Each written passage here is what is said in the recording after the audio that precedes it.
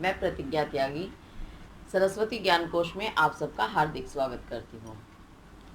हम सब ने पहले मैंने आपको पहले रस के बारे में बताया है, डिटेल में जानकारी दिया है, तो वो आपको समझ में आ गया होगा कि रस होते क्या हैं। आज मैं रस के बारे में, एक एक रस के बारे में आपको पूरी जानकारी दूंगी। आप भी ध्यान से समझने की कोशिश करें तो समझ आएगा। तो आज सबसे पहले हम पढ़ेंगे श्रृंगार रस।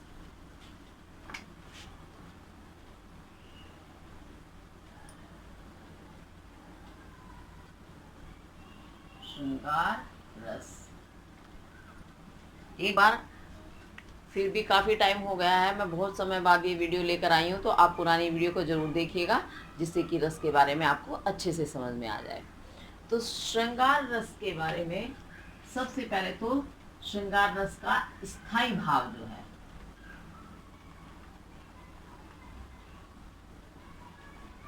क्या है? रति। श्रृंगार रस का स्थायी भाव रति है। अब इसकी परिभाषा देखते हैं। जब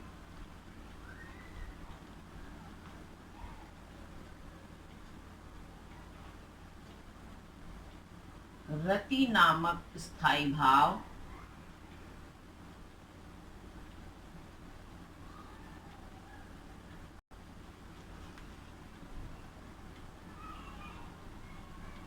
विभाव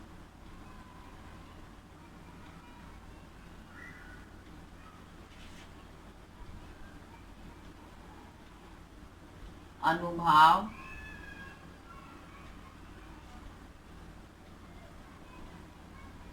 और संचारी भाव, ये सारे भाव मैं पहले एक्सप्लेन कर चुकी हूं, पुष्ट होकर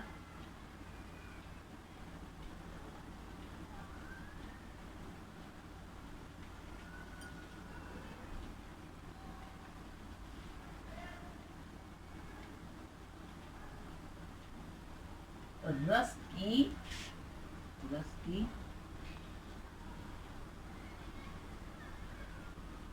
अवस्था को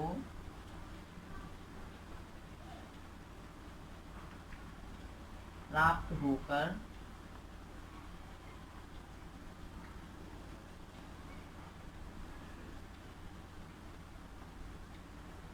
श्रृंगार रस में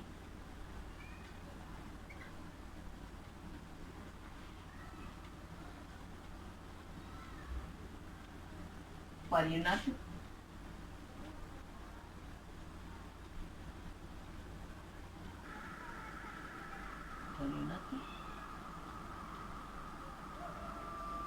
हो जाता है, वह श्रृंगार रस कहलाता है। अब ये मैंने आपको परिभाषा लिखी है, अभी मैं इसको एक्सप्लेन करूंगी तो अच्छे से समझ आ जाएगा आपको।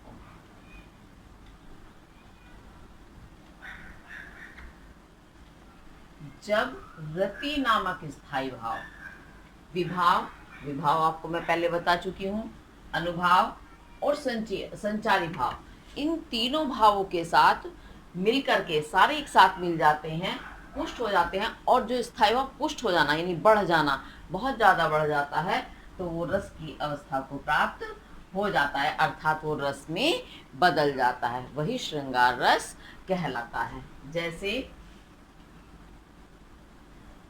उदाहरण के बिना आपका कोई भी रस कंप्लीट नहीं होगा, इसलिए उदाहरण दिए बगैर आपका काम नहीं चलेगा। उदाहरण अवश्य देंगे, उसका स्पष्टीकरण भी करेंगे, तभी आपका ये पूरा माना जाएगा, पूरे आपको नंबर मिलेंगे।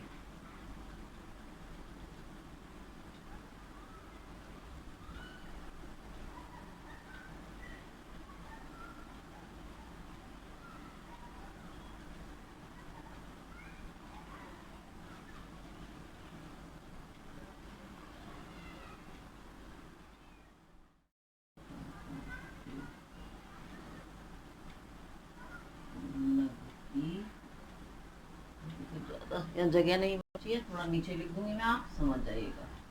इसी के साथ की लाइन है, नग की परिछाही,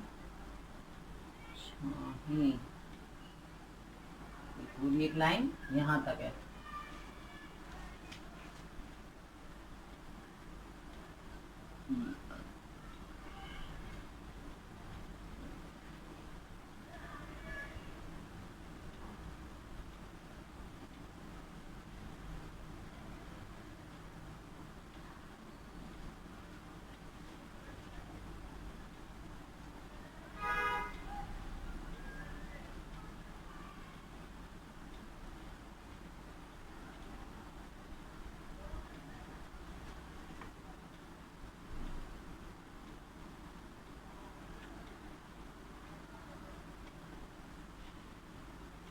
आपका उदाहरण है, राम का रूप निहारती जानकी, कण कण के नग की परछाही, याते सबे सुधि भूल गई, कर टेकी रही पर टारत नाही। ये आपका तुलसीदास जी का लिखा हुआ है कि राम के रूप को निहार रही हैं कौन? जानकी, सीता जी। कैसे? कंकण के नग की परछाई, कंगन के में जो नग लगा हुआ है उसकी परछाई में वो राम के रूप को निहारती हैं। याते सबे सुधि भूल गई, और राम की परछाई कंगन के नग में देखने के कारण वो अपनी सुध बुध भूल गई। कर टेकी रही, और नग पर वो हाथ टेक लेती हैं, टेकना अर्थात रख लेना, तो वो कंगन के ऊपर हाथ रख लेती हैं, पर टारत नहीं, लेकिन वो टेक नहीं पाती, यानी उसको फिर से हटा लेती हैं राम का रूप निहारने के लिए। तो ये किसका उदाहरण है? श्रृंगार का। तो राम इसमें श्रृंगार रस में क्या होता है? नायक और नायिका, प्रेमी या प्रेमिका, पति या पत्नी का मिलन दिखाया जाता है, तो वो श्रृंगार रस कहलाता है। तो यहाँ सीता जी और राम का मिलन दिखाया गया है, इस कारण इसमें श्रृंगार है। अब श्रृंगार के भी दो भेद होते हैं, संयोग श्रृंगार और वियोग श्रृंगार। तो ये आपका संयोग श्रृंगार का उदाहरण है। कौन से का है? संयोग श्रृंगार। संयोग अर्थात मिलन, इसमें मिलन का दृश्य है, इस कारण ये संयोग श्रृंगार रस कहलाएगा। ठीक है, तो आपका जो ये संयोग श्रृंगार है, इसका उदाहरण तो मैंने बताया, इसका स्पष्टीकरण और कर देती हूँ जिससे कि आपको ये अच्छे से क्लियर समझ में आ जाए, इसका एक एक पार्ट। अब इसमें देखिए, राम और सीता हैं। सीता जी के मन में भावनाएं उत्पन्न हो रही हैं रामचंद्र जी को देखकर, इस कारण सीता जी तो यहाँ आश्रय है, यानी जिसके मन में भाव उत्पन्न होते हैं वो आश्रय कहलाता है, और जिस वस्तु व्यक्ति के प्रति या जिसको देख करके मन में भाव उत्पन्न होते हैं, स्थायी भाव पैदा होता है, वो आलंबन कहलाता है। तो राम के कारण सीता जी के हृदय में स्थायी भाव पैदा हो रहा है, रति, तो इस कारण राम हो गए आपके आलंबन। तो जानकी जी आश्रय, राम हो गए आलंबन। अब क्या है?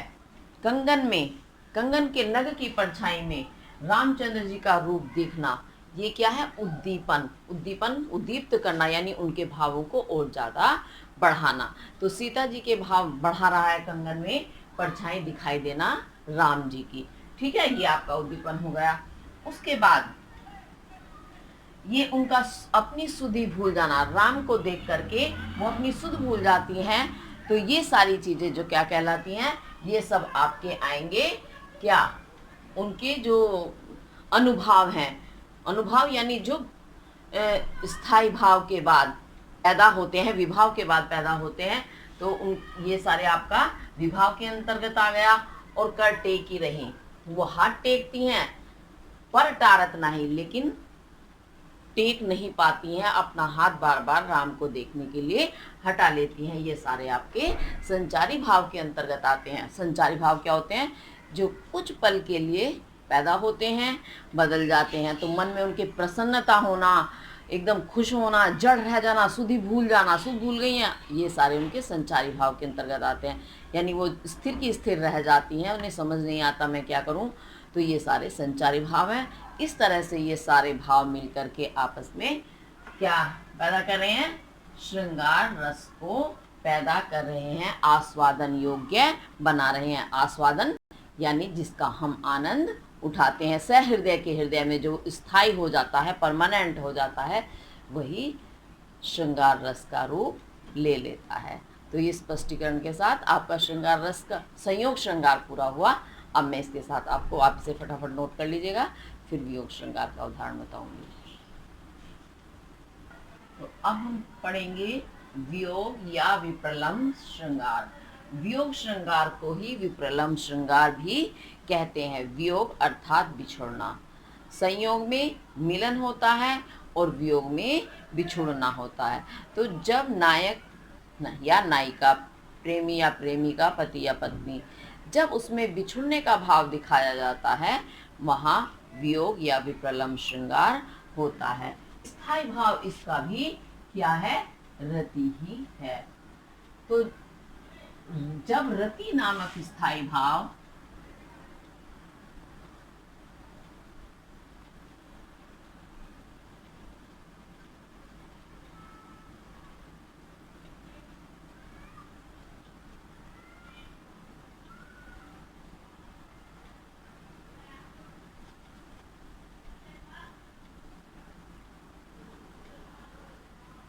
विभाव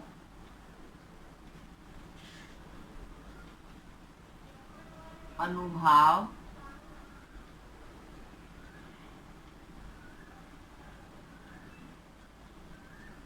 और संचारी भाव,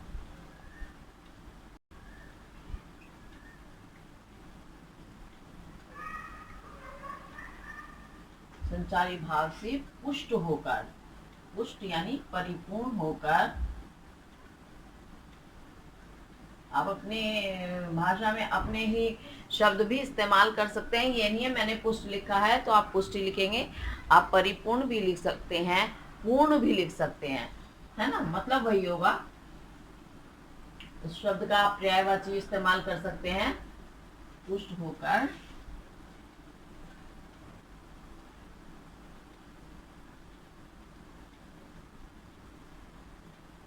रस की अवस्था को प्राप्त होता है।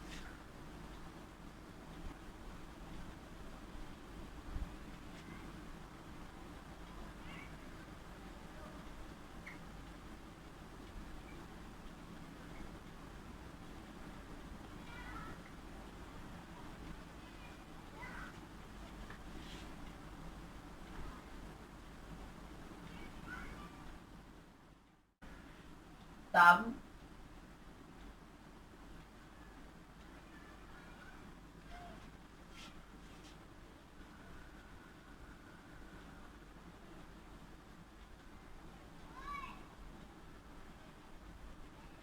श्रृंगार, श्रृंगार भी वियोग, श्रृंगार रस में परिणत हो जाता है या परिणत होकर श्रृंगार रस में परिणत हो जाता है।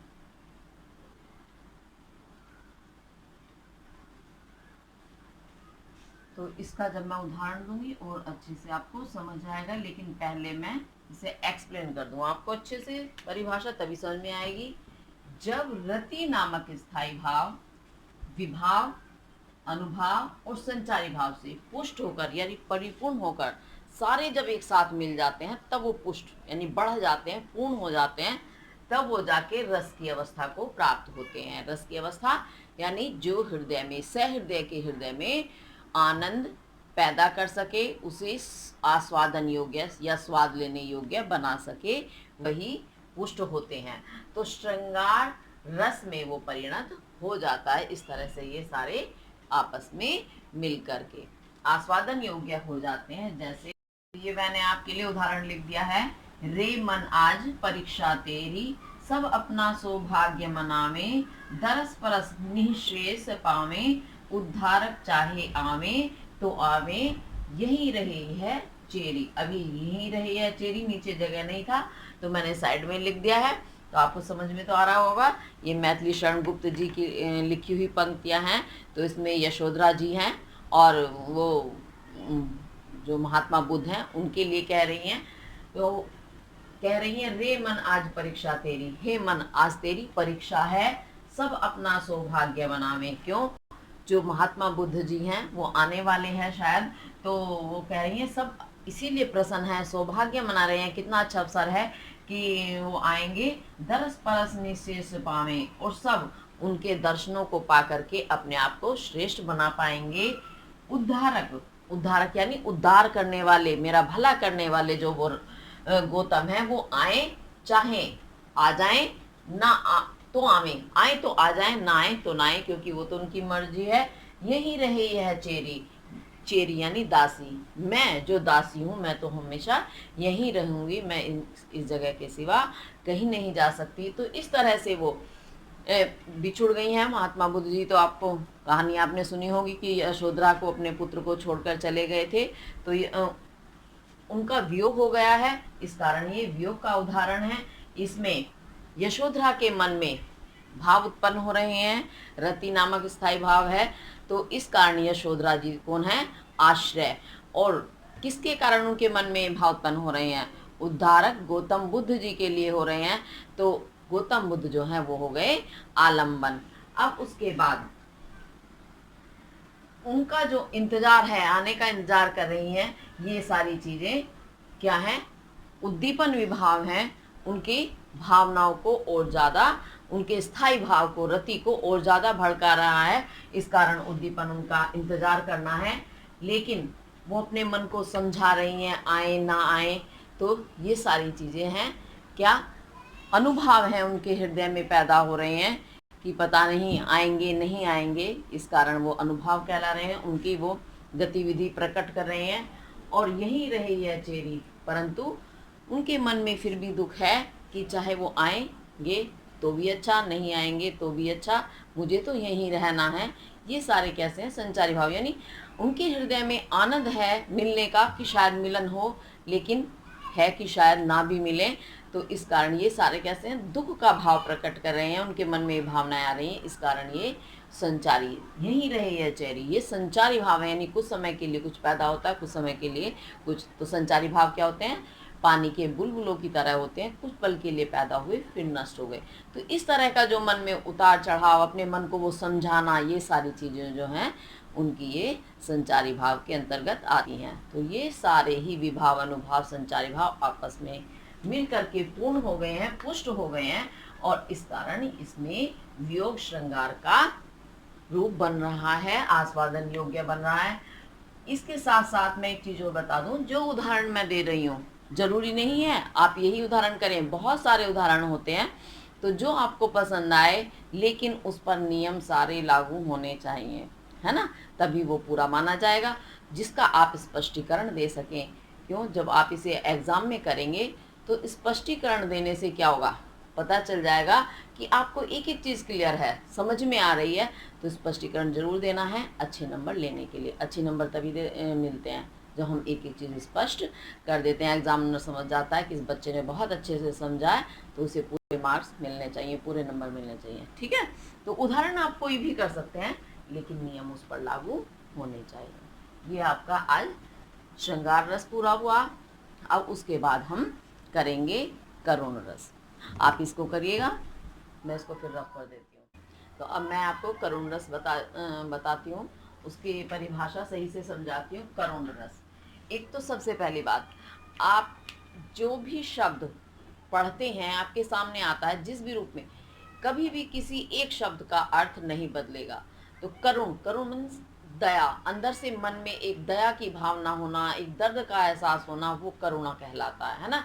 तो आप थोड़े से शब्दों से ही मैच करके कुछ चीज़ें समझ लिया करो अपनी तरफ से भी कि इसका मतलब ये हो सकता है। तो करुण का अर्थ ही है जिसमें हमें दया की भावना का एहसास हो रहा है, अंदर से दर्द की भावना हो रही है महसूस। तो जब किसी प्रिय वस्तु यानी जो हमें बहुत पसंद हो, कोई व्यक्ति जो हमारा प्रिय हो, बंधुजन, हमारे परिवार का अपना कोई खास, परिवार के तो सभी खास होते हैं, या द्रव्य नाश, द्रव्य कहते हैं धन, धन का विनाश, द्रव्य में ये लगेगा आधा होता है। तो द्रव्य नाश के कारण, यानी हमारा धन का नुकसान हो गया है, तो उसके कारण जो हृदय में उत्पन्न क्या होगा, शोक, शोक अर्थात दुख। तो दुख नामक जो शोक नामक स्थायी भाव है, वही शोक नामक स्थायी भाव जब विभाव, अनुभाव और संचारी भाव से परिपूर्ण यानी पूरा होकर के सारी चीजें मिल गई, सारे विभाव, अनुभाव, संचारी भाव मिल गए, उनसे पूर्ण होकर वो करुण रस में परिणत हो जाता है। परिणत अर्थात बदल जाता है, तो वहाँ वो करुण रस कहलाता है, अर्थात हृदय में दुख की हमें अनुभूति होती है। अच्छा, दुख की अनुभूति तो श्रृंगार, वियोग श्रृंगार में भी होती है। इस चीज का ध्यान रखना कि वियोग श्रृंगार में भी दुख की अनुभूति होती है, शोक का अनुभव होता है, परंतु वियोग श्रृंगार में मिलने की एक आशा रहती है, उम्मीद रहती है, लेकिन करुण रस में उसका पूरा विनाश हो जाता है, अर्थात मिलने की कोई आशा नहीं रहती, पूरी तरह से वो नष्ट हो जाता है। ठीक है, इसी कारण इसका नाम करुण रस पड़ा है। ठीक है, अब मैं इसका उदाहरण लिख रही हूँ, उदाहरण से आपको बहुत अच्छे से समझ में आएगा। ये मैंने उदाहरण लिख दिया है। मणि खोए भुजंग सी जननी, फंसा पटक रही थी शीश, आज अंधी आज बनाकर मुझको, किया न्याय तुमने जगदीश। समझ में आ गया होगा उदाहरण से ही कि श्रवण कुमार को दशरथ, राजा दशरथ का तीर लग जाता है, तो उनकी माँ को जब सूचना मिलती है वो बहुत रोती हैं। तो वो अंधे थे माता पिता श्रवण के, इसी कारण वो बहुत ज़्यादा परेशान हैं।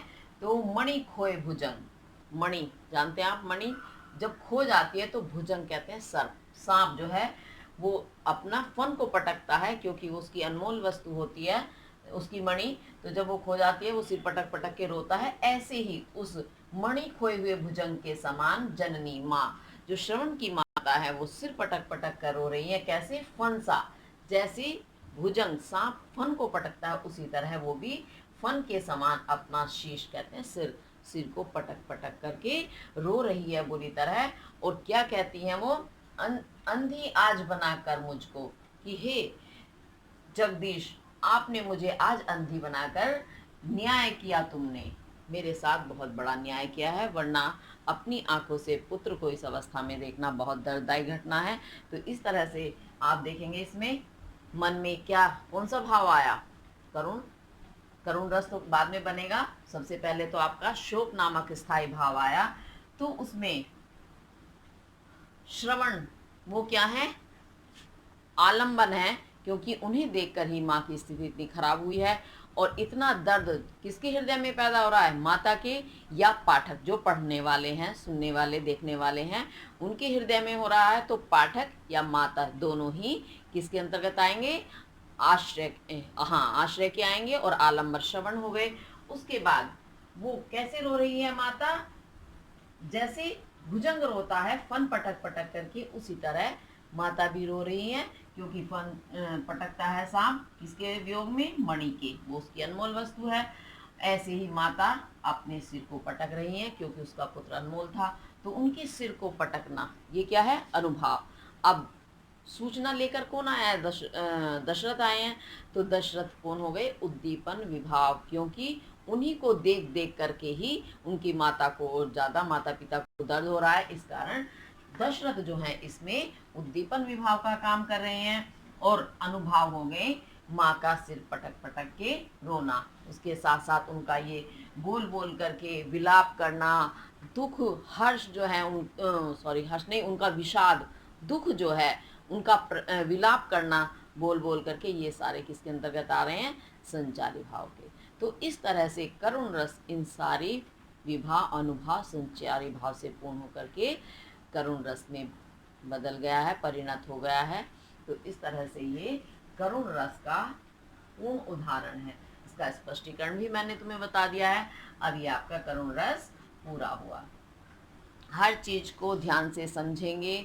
एक शब्द अगर मैंने प्रयोग किया है तो जरूरी नहीं है वही शब्द आप प्रयोग करें, आप उसकी जगह उसी से संबंधित दूसरा शब्द भी प्रयोग कर सकते हैं, जो आपको अपनी भाषा के अनुसार आसान लगे, लेकिन सही होना चाहिए। ठीक है, तभी आपकी ये परिभाषा सही से समझ में भी आएगी। समझना बहुत ज़रूरी है। जब तक किसी भी चीज़ का हमें कॉन्सेप्ट क्लियर नहीं होगा तो वो चीज़ हमें नहीं आ सकती। ध्यान से समझेंगे, बार बार उसका अभ्यास भी करेंगे तो अच्छे से आएगी। और हमेशा ध्यान रखना, बिना उदाहरण के काव्य सौंदर्य के कोई तत्व जो आपके पूर्ण नहीं होते हैं। आपने परिभाषा लिख दी तो समझ लो आधा काम कर दिया, उदाहरण नहीं दिया तो आधा नंबर आपने छोड़ दिया। इसलिए उदाहरण अवश्य लिखेंगे, याद करेंगे। ठीक है, ये आपका करुण रस हुआ। तो अगर मैं इस रस, तो अभी आपके कई सारे और हैं, अगर मैं उन्हें कराऊंगी तो आपका बहुत सारा समय लगेगा और आप भी बोर हो जाएंगे कि मैम ने एक दिन में ही सारा सब कुछ करा दिया। तो आज तो इतना ही काफ़ी है। नेक्स्ट वीडियो में मैं आगे के लेके आऊँगी लेकिन उसके साथ साथ आपको अच्छे से इनको प्रैक्टिस करना है, याद करना है। ठीक है, इसके साथ ही आपका बहुत बहुत धन्यवाद।